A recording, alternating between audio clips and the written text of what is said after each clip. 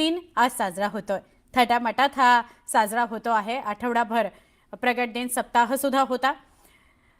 गजानन भक्त शेगावामध्ये दाखल झालेले आहेत। भाविकांची होणारी गर्दी लक्षात घेता मंदिर प्रशासनानं रात्रभर दर्शनाकरता मंदिर खुलं ठेवलं होतं। तरी सुद्धा मंदिरात भाविकांची अलोट गर्दी अजूनही आहेच। या सगळ्याविषयी आपल्याला अधिक सांगतायत आमचे प्रतिनिधी राहुल खंडारे।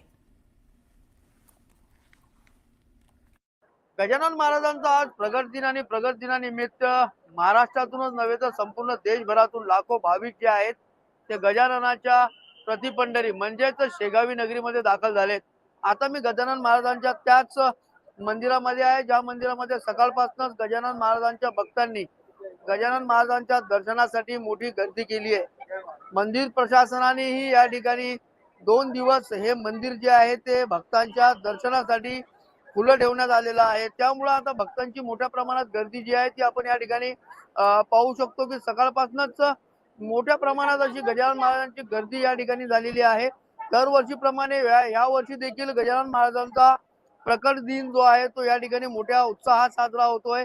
लहानापासून तर मोठ्यापर्यंत सर्वच गजानन महाराजांचे भक्त जे आहेत ते शेगावी नगरीमध्ये दाखल झालेले आहेत आणि सकाळपासूनच मोठ्या मनोभावे असं गजानन महाराजांचे दर्शन घेताना आपल्याला पाहायला मिळत आहेत।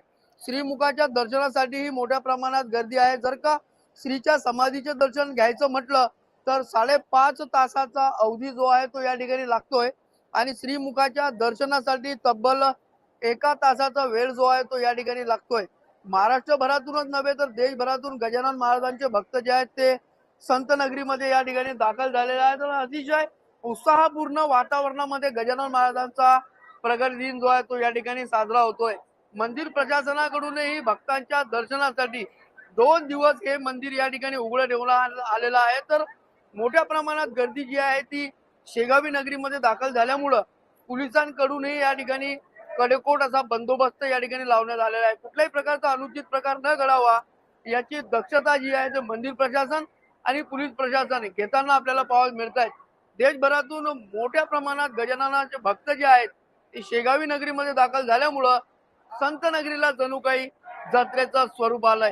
राहुल खंडारे, न्यूज 18 मराठी, बुलढाणा।